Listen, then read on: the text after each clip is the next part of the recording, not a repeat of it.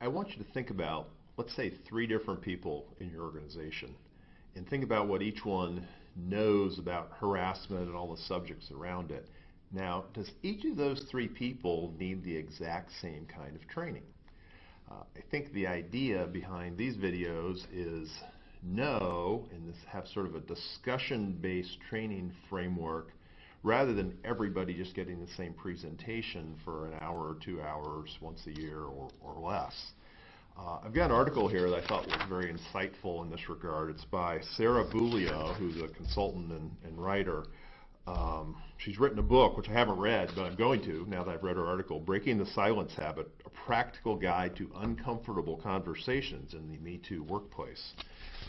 And this short article, happy to send you a link to that if you'd like it, says that organizations tend to do a one-size-fits-all training, even though people have different levels of experience and familiarity with sexual harassment.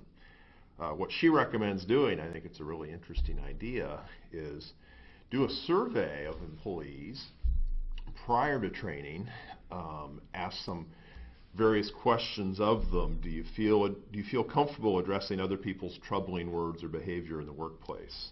How much training have you received on harassment in your lifetime? Do you feel experienced in defining sexual harassment and its impact? You'll get very different answers.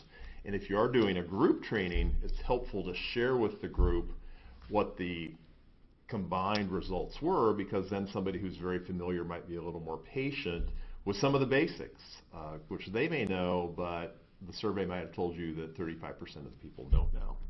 So it's a good short read.